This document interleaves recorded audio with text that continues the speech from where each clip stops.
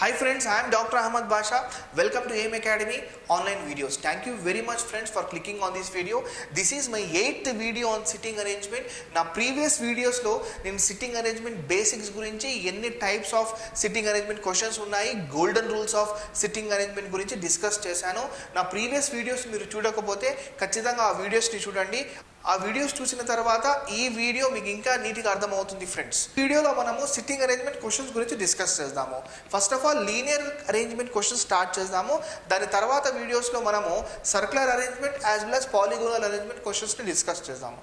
మన main topic start చేయకముందు నేను ఒక 3 టిప్స్ మీకు ఇస్తాను ఫ్రెండ్స్. ఈ 3 టిప్స్ మీకు ఖచ్చితంగా సిట్టింగ్ అరేంజ్మెంట్ క్వశ్చన్స్ సాల్వ్ చేయడంలో చాలా హెల్ప్ అవుతుంది. ఫస్ట్ టిప్, మీరు సిట్టింగ్ అరేంజ్మెంట్ క్వశ్చన్ ఇచ్చిన వెంటనే ఫస్ట్ ఆఫ్ ఆల్ ఫస్ట్ నుంచి లాస్ట్ వరకు మొత్తం క్వశ్చన్ని ఒకసారి చదవండి.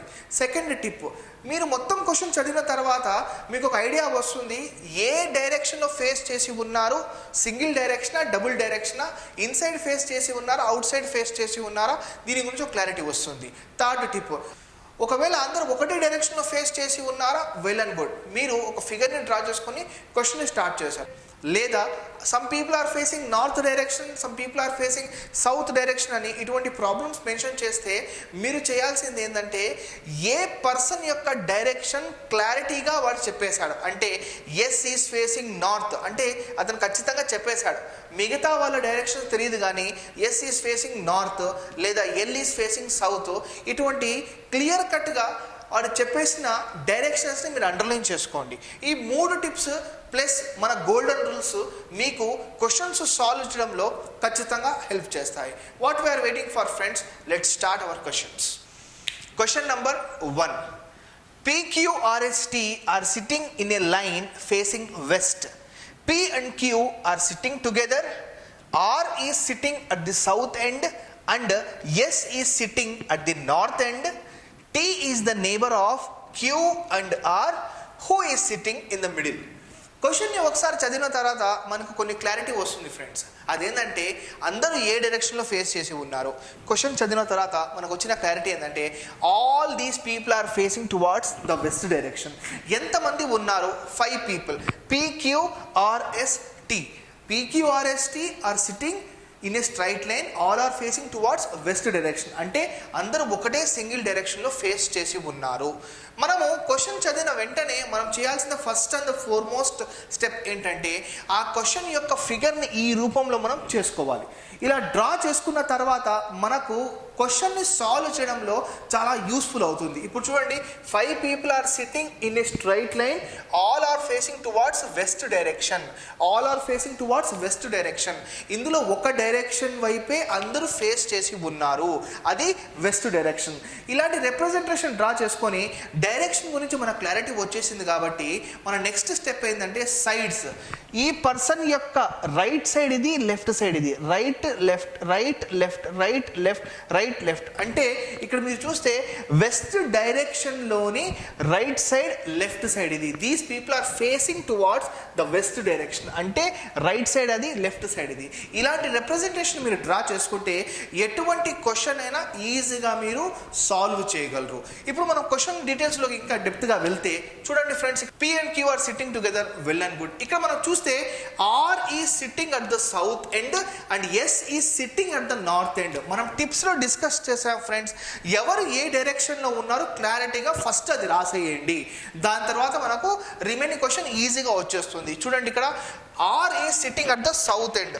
R is sitting at the south end. మనకు చూసుకుంటే we have 4 sides, east west north south.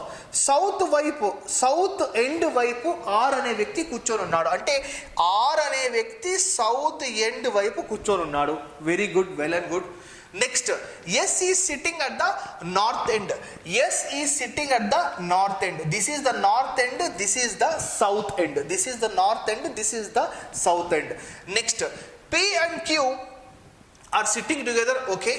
Next, T is the neighbor of Q and R. T is the neighbor of Q and R. అంటే ఇక్కడ మనము టీని mention చేసి ఇక్కడ మనం క్యూని పెట్టలేం కదండి. ఎందుకంటే ఆర్ యొక్క నేబర్ టీ అని చెప్పేసి క్లియర్గా మెన్షన్ చేశాడు. T is the neighbour of R as well as T is the neighbour of Q. అంటే మనం టీని ఇక్కడ మెన్షన్ చేసి ఇక్కడ మనం క్యూని మెన్షన్ చేస్తే మనకు ఈజీగా అర్థమైపోతుంది. చూడండి, T is the neighbour of Q as well as R. Next, P and Q are sitting together. ఈ పాయింట్ మిస్ అయిపోయింది. P and Q are sitting together. ఇప్పుడు మనం ఒకసారి ఇచ్చిన క్వశ్చన్ని నీట్గా ఈ ఫార్మాట్లో మనము లొకేట్ చేసిన తర్వాత ఒకసారి మనము రీకన్ఫర్మ్ చేసుకుందాం. First point, P and Q are sitting together. P and Q are sitting together. Next, R is sitting at the south end. S is sitting at the north end. Very good. T is the neighbor of Q as well as R. T is the neighbor of Q as well as R. Now the question is, who is sitting in the middle? మనకు 4 options ఇచ్చాడు, P, Q, R, S. Now the who is the person who is sitting in the middle is Q is the person who is sitting in the middle. Question number 2. 6 persons A, B, C, D, E and F sit in 2 rows of 3 persons each. If E is not at any ends of the rows, D is second to the left of F, C is the neighbor of E and is sitting diagonally opposite to D, and B is the neighbor of F, then who will sit opposite to B? Friends, ఈ క్వశ్చన్ని మనము 2 కేసెస్లో solve చేయొచ్చు. మనకు ఇచ్చిన question ద్వారా మనకు తెలిసిన ఇన్ఫర్మేషన్ ఏంటంటే 6 పర్సన్స్ ఉన్నారు. ఆ 6 పర్సన్స్ ముగ్గురుగా 2 రోస్లో కూర్చొని ఉన్నారు. చూడండి, మన క్వశ్చన్ని ఇచ్చిన వెంటనే ఇటువంటి రిప్రజెంటేషన్ డ్రా చేసుకోవచ్చు. మీరు కేస్ 1 యూస్ చేసి సాల్వ్ చేసినా, కేస్ 2 యూస్ చేసి సాల్వ్ చేసినా మనకు ఆన్సర్ వచ్చేస్తుంది. అది 6 పర్సన్స్ కావచ్చు, 8 పర్సన్స్ కావచ్చు, 10 పర్సన్స్ కావచ్చు, 3 పర్ రో కావచ్చు, లేదా 4 పర్ రో కావచ్చు, లేదా 5 పర్ రో కావచ్చు. ఈ విధంగా మీరు 2 కేసెస్ ద్వారా ఇటువంటి ప్రాబ్లమ్స్ని సాల్వ్ చేసుకోవచ్చు. మనం కూడా 2 కేసెస్ యూస్ చేసి ఈ క్వశ్చన్ని సాల్వ్ చేద్దాం. ఫ్రెండ్స్, ఇక్కడ మనం చూస్తే 6 persons ABCDEF sit in 2 rows of 3 persons each. Okay, if E is not at any ends of the rows అనే E అనేవాడు ఏ రోలోని ఎండ్ వైపు కూర్చోకూడదు. అంటే ఈ అనేవాడు ఇక్కడ కూర్చోకూడదు, ఈ అనేవాడు ఇక్కడ కూర్చోకూడదు. ఈ కేసులో మనం ఇటుపక్క తీసుకుందాం. ఈ అనేవాడు ఇక్కడ కూర్చోకూడదు, ఈ అనేవాడు ఇక్కడ కూర్చోకూడదు. అంటే ఇంకా మిగిలిపోయిన ఒకటి ప్లేస్ ఏంటంటే ఈకి ఇక్కడే మిగిలిపోయింది, ఈ ప్లేసే మిగిలిపోయింది. నెక్స్ట్ పాయింట్ చూడండి, D is second to the left of F. దీన్ని హోల్డ్లో పెడదాం friends. C is the neighbour of E. అంటే నేబర్ అంటే మీకు బాగా తెలుసు, మనం ఆల్రెడీ గోల్డెన్ రూల్లో ఒకసారి డిస్కస్ చేసాము. Who will be the neighbour అంటే C అనేది ఇక్కడన్నా ఉండొచ్చు, లేదా C అనేది ఇక్కడన్నా ఉండొచ్చు, ఈ కేసులో ఇక్కడన్నా ఉండొచ్చు. లెట్ us assume హియర్ ఈ పాయింట్లో సిని అజ్యూమ్ చేసుకుందాం. ఇప్పుడు నెక్స్ట్ పాయింట్ మనం చూస్తే C is the neighbor of E and is sitting diagonally opposite to D. దీనికన్నా ముందు కూడా మనం డిస్కస్ చేసాం ఫ్రెండ్స్, అండ్ గురించి డిస్కస్ చేసాము. గోల్డెన్ రూల్లో మనము C, E అండ్ D గురించి మాట్లాడుతున్నాం. అండ్ గురించి మాట్లాడితే అది E గురించి కాదు, C గురించి అని మనం ఆల్రెడీ దీనికన్నా ముందు గోల్డెన్ రూల్లో డిస్కస్ చేసాము, usage of and, usage of హూలో. ఇప్పుడు మనము C ఈజ్ డయాగ్నల్లీ ఆపోజిట్ అంటే D అనే వ్యక్తి ఇక్కడ కూర్చున్నాడు అన్నమాట. ఈ కేసులో డయాగ్నల్లీ ఆపోజిట్ అంటే ఇక్కడ లొకేట్ అవుతుంది, D ఇక్కడ లొకేట్ అవుతుంది. నెక్స్ట్ పాయింట్ మనం చూస్తే B is the neighbour of F. ఇందాక మనము ఒక పాయింట్ని హోల్డ్లో పెట్టమన్నాం ఫ్రెండ్స్, ఆ పాయింట్ ఏంటంటే ఇక్కడ మీరు చూసే D is second to the left of F. అంటే ఖచ్చితంగా ఇక్కడైతే ఉండదండి. ఎందుకంటే ఒకవేళ F అనే వ్యక్తి నార్త్ డైరెక్షన్లో ఫేస్ చేసి ఉంటే ఇది ఫస్ట్ లెఫ్ట్ అయిపోతుంది కాబట్టి, చూడండి లెఫ్ట్ రైట్ అయిపోతుంది కాబట్టి ఖచ్చితంగా ఈ ప్లేస్లో అయితే కాదు. F అనే వ్యక్తి ఈ ప్లేస్లోనే కూర్చుంటాడు. First left second left. D is second to the left of F. Next point మనం అబ్జర్వ్ చేస్తే B is the neighbour of F. Similarly ఇక్కడ కూడా F ఇక్కడ వస్తుంది, B ఇక్కడ వస్తుంది. ఇక మిగిలిపోయిన ఒక వ్యక్తి ఏంటంటే మనకు మిగిలిపోయిన ఒక ప్లేస్ ఏంది, అది కూడా ఏనే. ఇక్కడ మనం చూస్తే క్వశ్చన్ బట్టి మనం ఈ విధంగా లొకేట్ చేసుకున్నాం ఫ్రెండ్స్. ఒకసారి మీరు చూసుకోండి, క్వశ్చన్ ఒకసారి మనము చదివిన తర్వాత ఈ రిప్రజెంటేషన్ కరెక్టా లేదా మనకు క్లారిటీ వస్తుంది. చూడండి ఫ్రెండ్స్, ఇక్కడ ఈ is not at any ends of the rose. కరెక్టే, ఈ అనే వ్యక్తి ఎక్కడ ఎండ్లో కూర్చోలేదు, ఈ కేసులో ఎక్కడ ఎండ్లో కూర్చోలేదు. Next, D is second to the left of F. D is second to the left of F. First left, second left, north డైరెక్షన్లో ఫేస్ చేసి ఉన్నాడు కాబట్టి second left, first left. Next, C is the neighbour of E. C is the neighbour of E and is sitting diagonally opposite. Sitting diagonally opposite to D. Next, B is the neighbour of F. B is the neighbour of F. ఇప్పుడు మనకు question ఏంటంటే who will SIT opposite to be. Opposite to be ఎవరంటే ఈ is opposite. ఈ is opposite to be. మనం ఈ కేసులో solve చేసినా మనకు ఈ ఆన్సర్, ఈ కేసులో సాల్వ్ చేసినా మనకు కూడా ఈ ఆన్సర్. సో ఈ is the answer. Question number 3. A, B, C, D, E and F are sitting in a row. E and F are in the center. A and B are at the ends. C is sitting on the left of A. Then who is sitting on the right of B? Friends, ఈ question చదివిన తర్వాత మనకు క్లియర్గా clarity ఏమొచ్చింది అంటే అందరూ ఏ డైరెక్షన్లో face చేసి ఉన్నారు అని మెన్షన్ చేయలేదు. మనం గోల్డెన్ రూల్స్లో డిస్కస్ చేసాము. ఏ డైరెక్షన్ మెన్షన్ చేయకపోతే we need to assume the direction as north. We need to assume the direction as north. North డైరెక్షన్లో మనం అజ్యూమ్ చేసుకోవాలి. నార్త్ డైరెక్షన్లో మనం అజ్యూమ్ చేసుకోవాలి అంటే మనము ఆల్ దీస్ పర్సన్స్ యొక్క డైరెక్షన్స్ని మనము నార్త్ డైరెక్షన్ అజ్యూమ్ చేసుకుంటే వాటి సైడ్స్ కూడా మనకు క్లారిటీ వచ్చేస్తుంది. So this will be the left side and this will be the right side. అంటే ఈ పర్సన్ యొక్క లెఫ్ట్ ఇది, రైట్ ఇది, లెఫ్ట్ ఇది, రైట్ ఇది, లెఫ్ట్ ఇది, రైట్ ఇది, left right, left right, left right. ఇప్పుడు మనం చూస్తే మన క్వశ్చన్లో డీటెయిల్గా వెళ్దాం ఫ్రెండ్స్. ఇక్కడ మనం చూస్తే E and F are in the centre. E and F are in the centre. మనకు సెంటర్లో ఏమేమి ఉన్నాయి అంటే these both are the centre places. E ఇక్కడైనా ఉండొచ్చు లేదా ఇక్కడైనా ఉండొచ్చు. ఎఫ్ ఇక్కడైనా ఉండొచ్చు లేదా ఇక్కడైనా ఉండొచ్చు.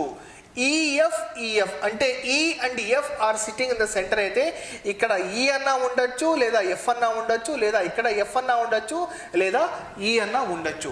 నెక్స్ట్ పాయింట్కి వెళ్తే A and B are at the ends. A and B are at the ends. మనము ఇక్కడ ఏ ఉందా లేదా ఇక్కడ బి ఉందా లేదా ఇక్కడ బి ఉందా లేదా ఇక్కడ బి ఏ ఉందా, దాని క్లారిటీ మనకు నెక్స్ట్ పాయింట్ ఇస్తుంది. చూడండి ఫ్రెండ్స్, నెక్స్ట్ పాయింట్లో ఏం మెన్షన్ చేశాడు, C is sitting on the left of A. On the left of A. ఒకవేళ మనకు ఇక్కడే ఏ అని మెన్షన్ చేసుకుంటే, ఇక్కడే ఏ అని మెన్షన్ చేసుకుంటే దీని లెఫ్ట్ సైడ్ ఏంటి ఫ్రెండ్స్, ఇది. ఇప్పుడు మనము సి ఇక్కడ మెన్షన్ చేయలేము. ఇక్కడ మనం సి ఇక్కడ మెన్షన్ చేయలేము ఎందుకంటే ఇది క్వశ్చన్ బయటికి వచ్చేస్తుంది కాబట్టి. అంటే ఏ పొజిషన్ ఇది కాదన్నమాట. అంటే దీని పొజిషన్ బి, దీని పొజిషన్ బి. సో ఇక్కడ మనం ఏ తీసుకుంటే వేరే పాసిబుల్ ఆప్షన్ కూడా లేదు కాబట్టి ఇక్కడ మనం ఏ తీసుకుందాము.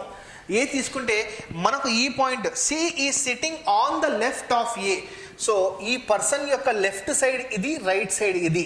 సో సి ఇక్కడ వస్తుంది. ఇప్పుడు మ్యాచ్ అయ్యింది. ఇప్పుడు మ్యాచ్ అయ్యింది. దీనికన్నా ముందు కూడా మనం గోల్డెన్ రూల్ ఏం డిస్కస్ చేసాము అంటే A B are sitting at the extreme ends. అంటే ఇక్కడ ఏ కావచ్చు లేదా బి కావచ్చు లేదా ఇక్కడ బి కావచ్చు లేదా ఏ కూడా కావచ్చు. మనం క్వశ్చన్ని చదివిన తర్వాత ఇంకొంచెం క్లారిటీ వస్తుంది, దాన్ని బట్టి మనం లొకేట్ చేసుకోవచ్చు అని. ఇప్పుడు ఇక్కడ ఏ పొజిషన్ కన్ఫర్మ్ అయిపోయింది, దాని లెఫ్ట్ సైడ్లో సి వచ్చేసింది. E and F they are in the centre. దీని పొజిషన్స్ ఇంకా మనకు క్లారిటీ రాలేదు. నెక్స్ట్ బి ఇక్కడ ఉన్నాడు. నెక్స్ట్ మనం చూస్తే ఇంకా మిగిలిపోయిన వ్యక్తి ఎవరు అంటే D. A B C D E F. మిగిలిపోయిన వ్యక్తి ఎవరంటే డి. మన క్వశ్చన్ పరంగా who is sitting on the right side of B. Who is sitting on the right side of B. Left side, right side. Right సైడ్లో ఎవరు ఉన్నారు చెప్పండి, D ఉన్నాడు.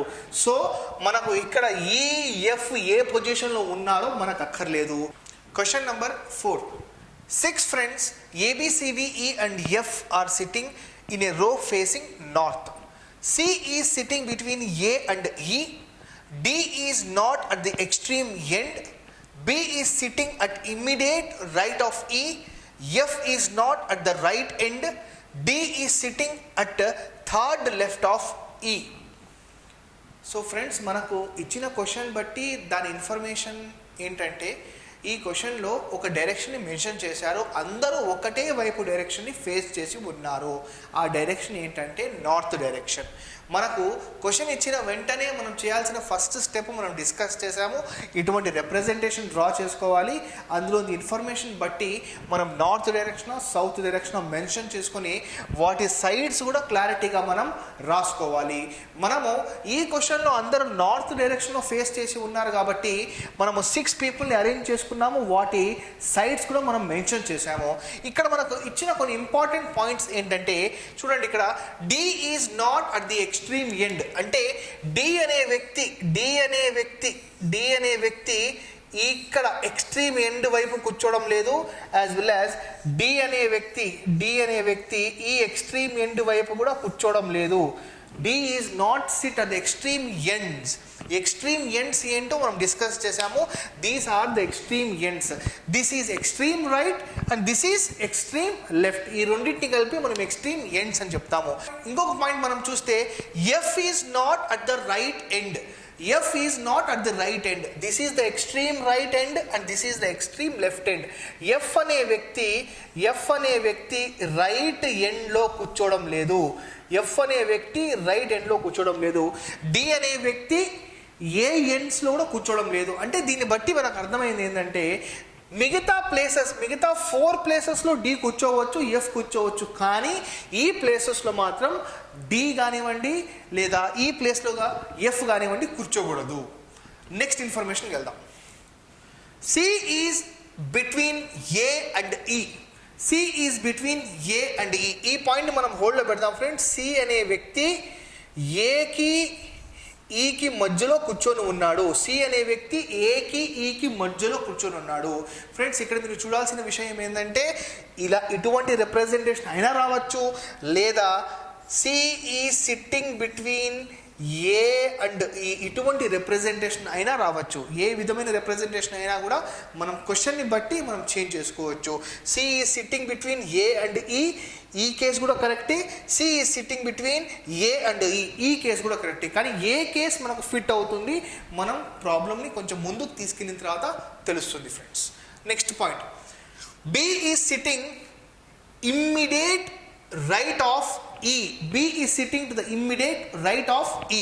మనం చూసుకుంటే ఇదే కేసుని మెన్షన్ చేసుకుందాం ఫ్రెండ్స్. మనకు ఇక్కడ ఈ అనే వ్యక్తి, సి అనే వ్యక్తి, ఏ అనే వ్యక్తి అందరూ కూడా నార్త్ డైరెక్షన్లో ఫేస్ చేసి ఉన్నారు కాబట్టి ఇది వీరి లెఫ్ట్ సైడ్, ఇది వీరి రైట్ సైడ్.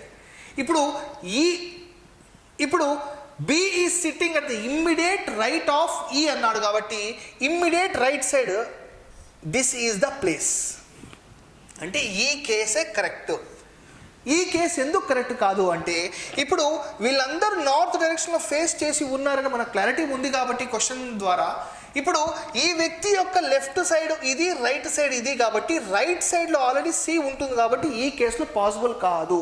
అంటే ఈ కేసు రాంగ్, ఈ case correct. So order is A C E B, అది ఎక్కడైనా కావచ్చు. Next, F is not at right end మనం మెన్షన్ చేశాము. D is sitting at the third left of E. D is sitting at the third left of E. E అనే వ్యక్తి immediate right సైడ్లో B ఉన్నాడు. E అనే వ్యక్తి first left, second left, third left. So first left, second left, third left. అంటే order ఈ రకంగా వస్తుంది, DACEB. ఇదే ఆర్డర్ని మనం ఇక్కడ పేస్ట్ చేద్దాం, DACEB.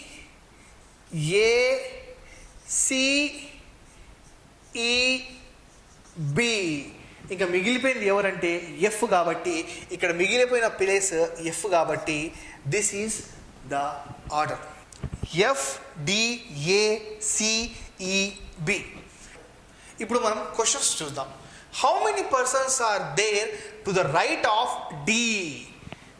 Right of D 1 2 3 4. D అనే వ్యక్తి ఇక్కడ ఉన్నాడు, అతని రైట్ సైడ్ అది, లెఫ్ట్ సైడ్ ఇది. రైట్ సైడ్లో 1 2 3 4 persons are there. Next question, which of the following is sitting to the left of D? F, సియా, ఇయా, ఏయా లేదా none of the above? This is the right side and this is the left side. So F is sitting to the immediate left side of D. Next, who is the immediate left of C? Who is the immediate left of C? The immediate left of C is A. Next, who is at the right end? Who is at the right end? B is at the right end. So these are the question friends. మనకి ఇచ్చిన క్వశ్చన్ని ఒక neat representation ద్వారా ఇటువంటి ఫిగర్లో మనం locate చేసుకుంటే మనం ఎటువంటి క్వశ్చన్ అయినా సాల్వ్ చేసుకోవచ్చు. Thank you very much friends for watching this video.